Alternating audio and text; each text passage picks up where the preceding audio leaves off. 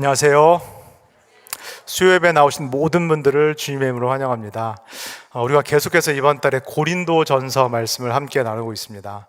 제가 말씀 때마다도 좀 강조를 해드렸고 또 목회 칼럼에도 좀 써드리고 있는데, 이 고린도전서는 우리의 무엇과 같다라는 말씀을 드렸나요? 너무 자신이 없어 하시는데요. 우리의 무엇과도 같다? 거울과도 같다라는 말씀을 드렸습니다. 이 고린도 전서 또는 고린도 교회가 마치 우리의 거울과도 같아서 우리의 모습을 비춰줍니다. 우리 교회의 모습을 비춰줍니다.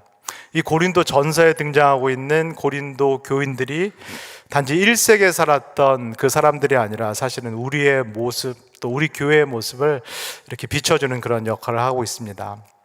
자, 우리 성도님들께 한번 질문을 드려보겠습니다.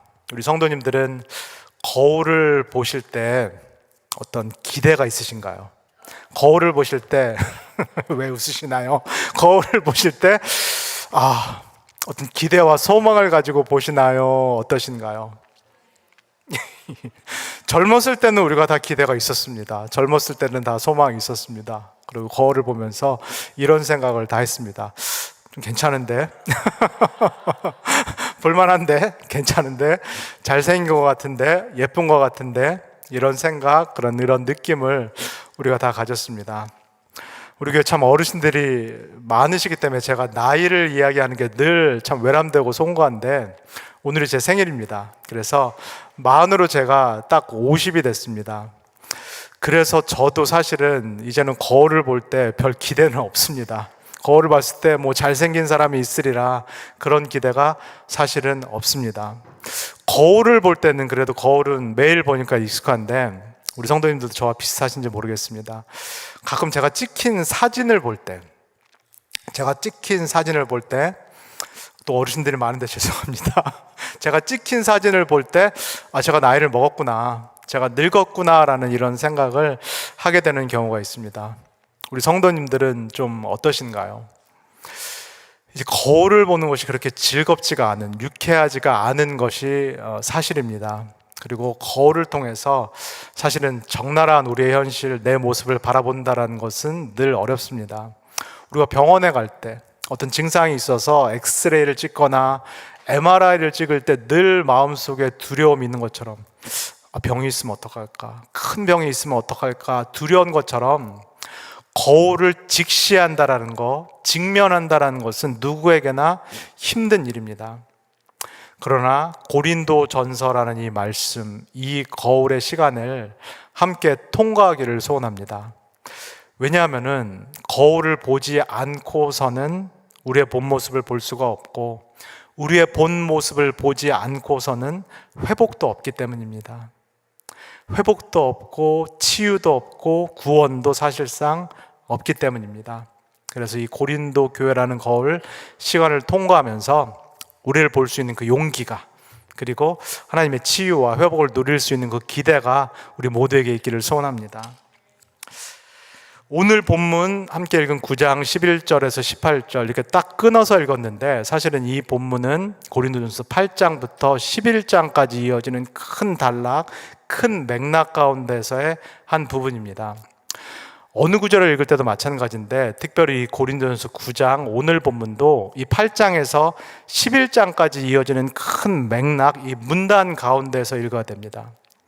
만약에 그렇게 읽지 않고 그렇게 해석하지 않게 되면은 우리가 아무리 성경을 읽어도 잘못 읽게 되고, 잘못 해석하게 되고, 잘못 은혜 받게 되고, 그리고 잘못 적용하게 됩니다. 그래서 성경 말씀을 읽을 때, 성경을 해석할 때는 꼭 저하고 우리 강우주 전사님처럼 신학을 전문적으로 전공한 그런 사역자의 도움을 받는 것이, 사역자의 가이드를 받는 것이 꼭 필수입니다. 그렇다면 이 넓은 단락, 8장부터 11장까지 이어지는 이 고린도전서 넓은 단락의 이 핵심 문제는 무엇인가요?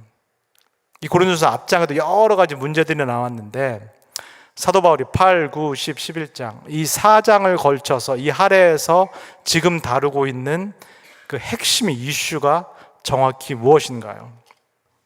우리 8장 10절에서 11절까지를 한번 같이 읽어보겠습니다. 시작. 지식 있는 내가 우상의 집에 앉아 먹는 것을 누구든지 보면 그 믿음이 약한 자들의 양심이 담력을 얻어 우상의 재물을 먹게 되지 않겠느냐. 그러면은 내 지식으로 그 믿음이 약한 자가 멸망하나니 그는 그리스도께서 위하여 죽으신 형제니라. 이 고린도 교회에 지금 8장에서 11장까지 다루고 있는 그 핵심 문제, 핵심 이슈가 정확히 무엇인가요? 우상에게 바쳐진 음식을 먹는 문제입니다.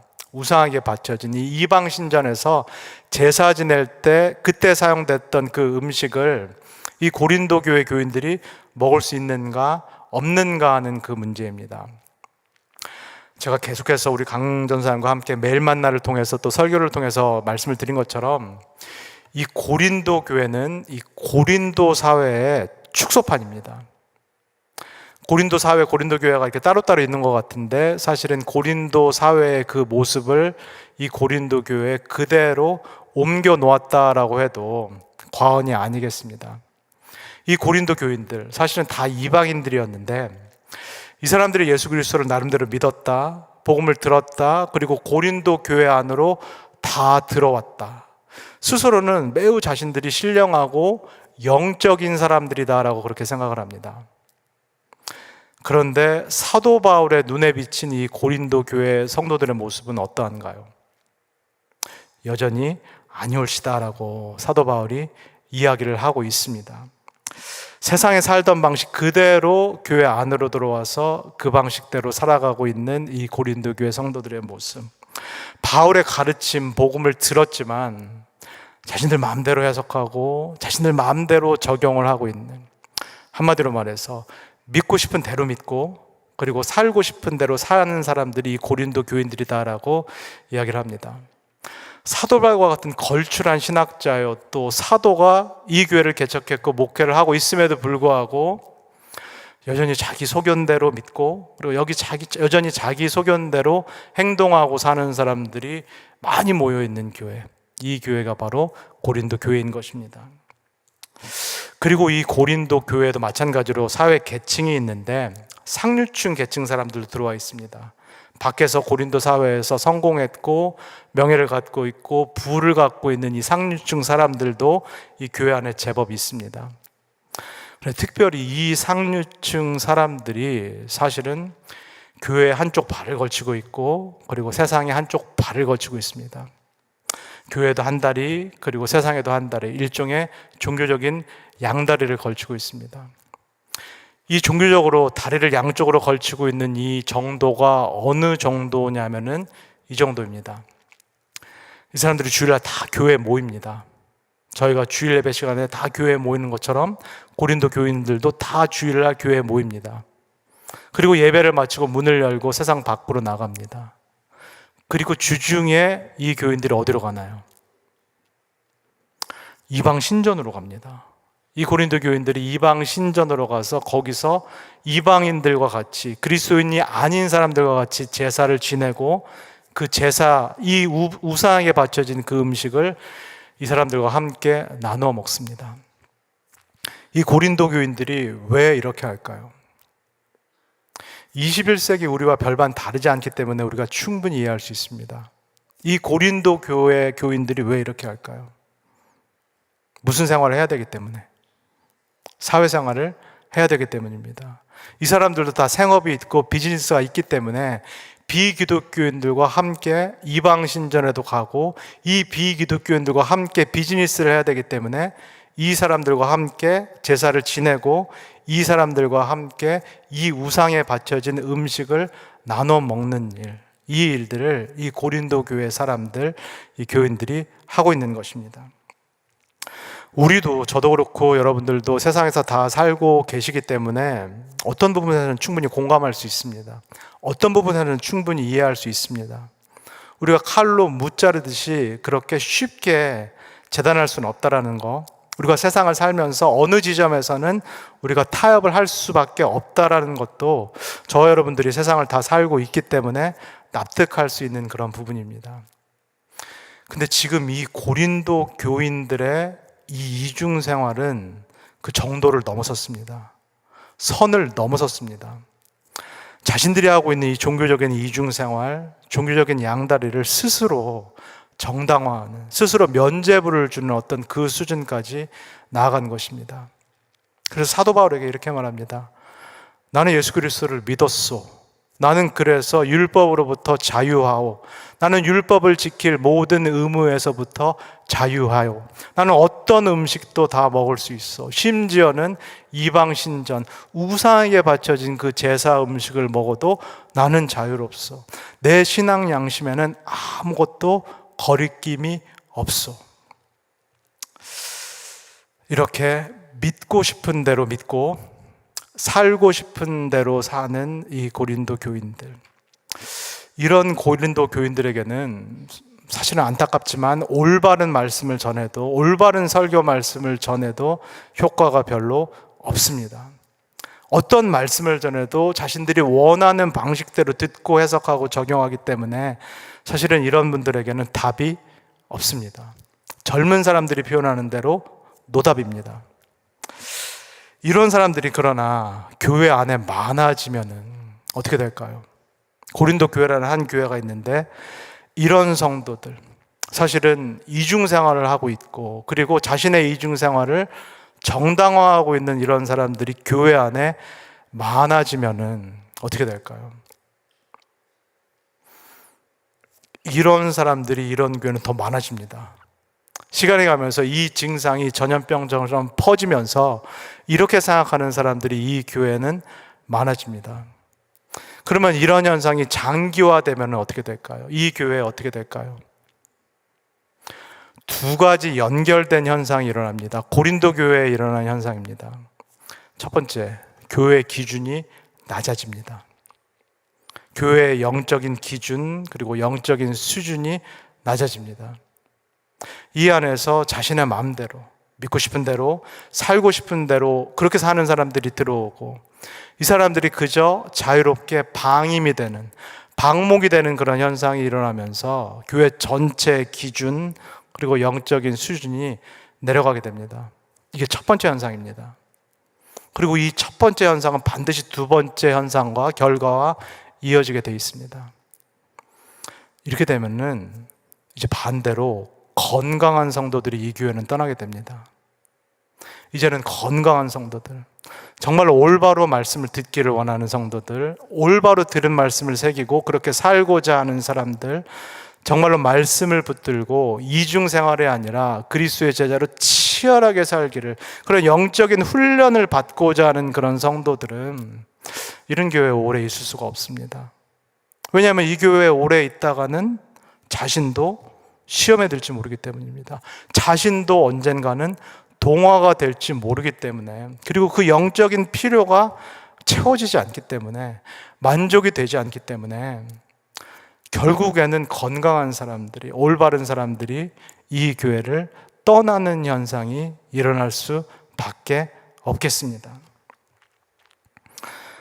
고린도 교회를 사실상 세운 사람이, 개척한 사람이 사도 바울인데, 그리고 하나님의 말씀을 받은 말씀 사역자가 사도 바울인데, 사도 바울이 이 현상이 일어나는데 가만히 있을까요? 편지를 통해서 계속 이 일들이 일어나고 있다는 것을 듣고 있는데 사도 바울이 가만히 있을까요? 브레이크를 꽉 밟습니다. 그것도 급브레이크를 사도 바울이 꽉 밟습니다. 그리고 올바로 믿는다라는 것이 무엇인가, 그리고 믿음대로 올바르게 사는 것이 무엇인가라는 그 본을 사도 바울이 직접 보이기 시작합니다. 우리 9장 12절을 한번 읽겠습니다. 시작. 다른 이들도 너희에게 이런 권리를 가졌거든 하물며 우리일까 보냐. 그러나 우리가 이 권리를 쓰지 아니하고 범사에 참는 것은 그리스도의 복음에 아무 장애가 없게 하려 함이로다. 사도 바울이 2장뿐만 아니라 8장, 9장, 10장, 11장에서 줄기차게 말하고 있는 그 내용, 내가 정당한 권리가 있다, 내가 사도로서 정당히 사용할 수 있는 그 권리와 자유가 있다, 근데 내가 그 권리와 자유를 쓰지 않고 참겠다, 나는 이것을 사용하지 않겠다, 그렇게 말하는 그 권리와 자유가 정확히 무엇인가요? 이 고린도 교회로부터 무엇을 받지 않겠다는 얘기인가요? 사례비를 받지 않겠다는 겁니다. 자신이 사도로서 사역자로서 이 교회에서 정당하게 사례를 받을 수 있는 권리와 자유가 있지만 나는 이 고린도 교회로부터 또 고린도 교인들로부터 사례비를 받지 않겠다라고 자신의 권리를 포기하겠다라고 사도 바울이 이야기를 합니다. 그리고 천막을 만드는 일, 밖에서 노동을 하는 육체 노동을 하면서 자신의 생계를 보존하겠다라고 사도 바울이 이야기를 합니다. 사도 바울이 이 결정, 이 권리 포기를 하는 그 이유가 무엇인가요? 이 교회에 다른 사역자들도 있습니다. 우리가 고린도전서 1, 2장을 본 것처럼 어떤 사역자들이 있나요? 아볼로도 있고 게바, 즉 베드로도 이 고린도 교회에서 사역을 했고 또 하고 있습니다. 그들이 사례비를 받나요? 안 받나요? 사례비를 받습니다. 당연히 사례비를 받습니다. 게바, 베드로 같은 경우는 부인이 있습니다. 가족이 있기 때문에 생계를 유지하기 위해서 당연히 고린도 교회로부터 사례비를 받습니다. 오늘 함께 읽은 대로 구약에서는 제사장과 같은 이 주의 종에게 사례비를 지급해야 된다, 아니면 안 해도 된다. 반드시 지급을 하라라고 11조를 들여서 제사장에게 사례비를 지급하라라고 명령을 합니다. 그리스도께서는 뭐라고 말씀하셨나요? 사역자가 사례비 안 받고 자원봉사해도 된다라고 말씀하셨나요? 그리스도께서도 사역자가, 주의 말씀을 전하는 사역자가 사례비를 받는 것이 합당하다라고 분명하게 말씀하셨습니다. 이 모든 것들이 있음에도 불구하고, 그런데 왜 사도 바울은 나는 고린도 교회로부터 사례비를 받지 않겠다, 내 권리와 자유를 포기하겠다라고 말을 할까요? 이유는 딱 하나입니다. 이 일 때문에 누군가가 실족할 수 있다면, 이게 나의 정당한 권리이지만은 이 사역자가 사례비를 받는다라는 것에 의해서 누군가가, 이 고린도 교회 누군가가, 아직 믿음이 연약한 누군가가 넘어지게 된다면, 시험에 들게 된다면 나는 이 정당한 권리마저도 포기하겠다라고 말하는 것입니다. 목회자가 왜 그렇게 사례비를 많이 받는가? 누군가가 그렇게 생각한다면, 목회자가 왜 신방회를 가서 신방비를 따로 받는가? 목회자가 왜 철마다 때마다 절기마다 성도들로부터 과도한 현금을 받는가? 목회자가 왜 성도들보다 더 좋은 집에 살고 있는가?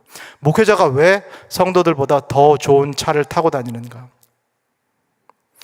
만약에 교회 내에서 누군가가 한 사람이라도 이 문제로 인하여서 실족을 하게 된다면, 걸려 넘어지게 된다면, 그래서 더 나아가서 예수 그리스도에 대한 믿음마저도 잃게 된다라면, 그런 일이 일어날 수 있다라면 사도 바울이 이야기합니다.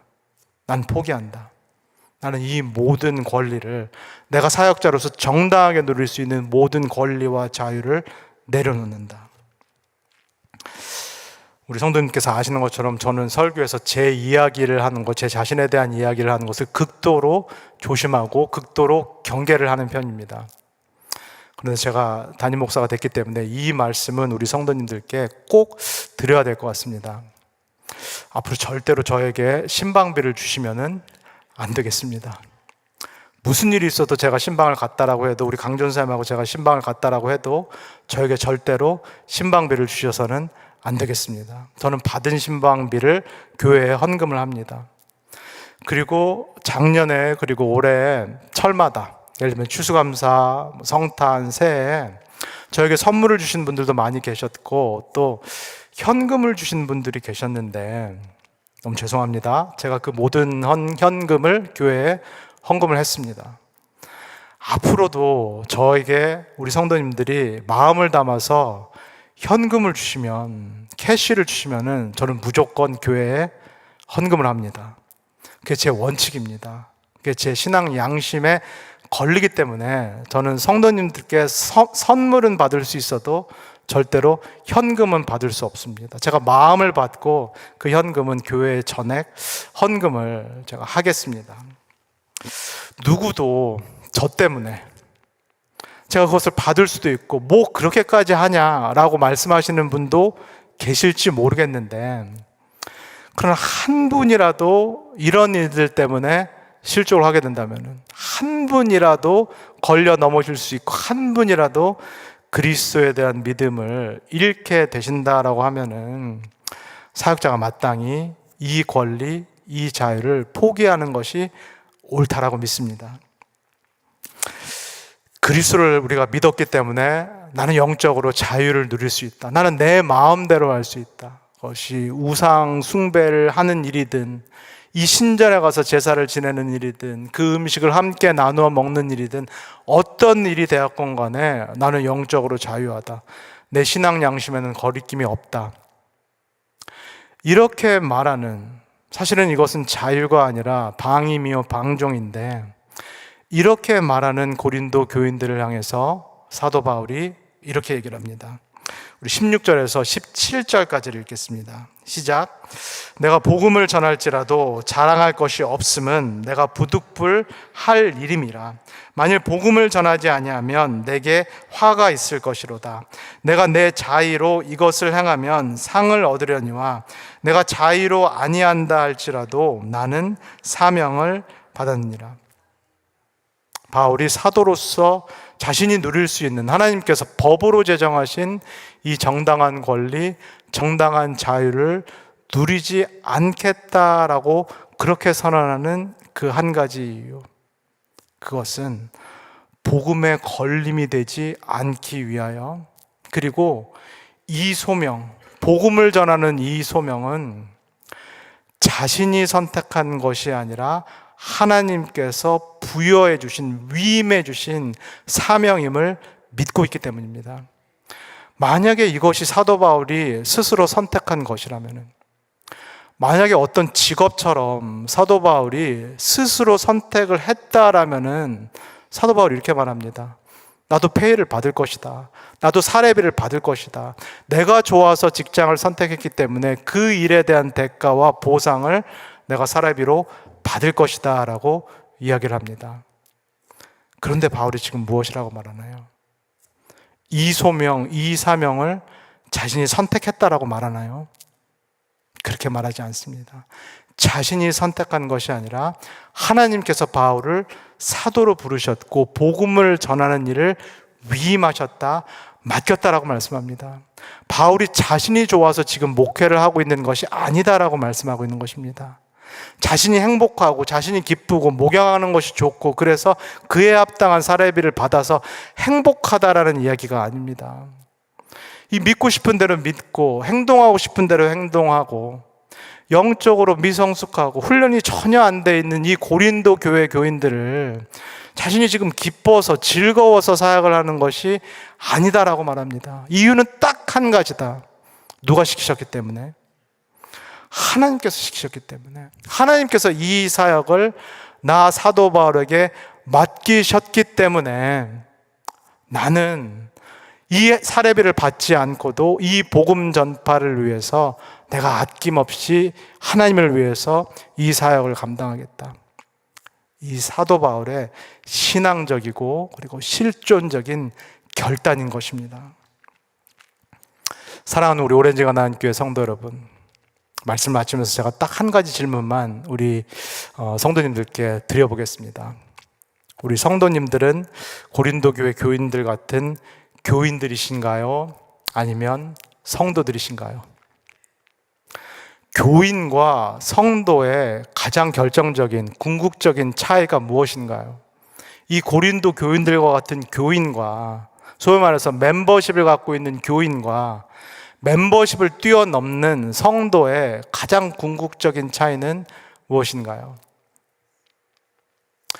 매우 안타깝지만 한국교회와 이민교회의 많은 교인들은 사실상 영적인 소비자와도 같습니다.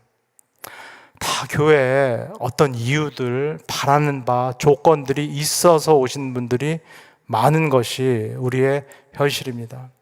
그래서 목회자와 교회가 원하는 조건, 원하는 이유를 만족시켜줘야 된다. 그렇지 않으면 내가 이 교회를 떠난다. 내가 다른 목회자에게 가겠다. 다른 교회에 가겠다.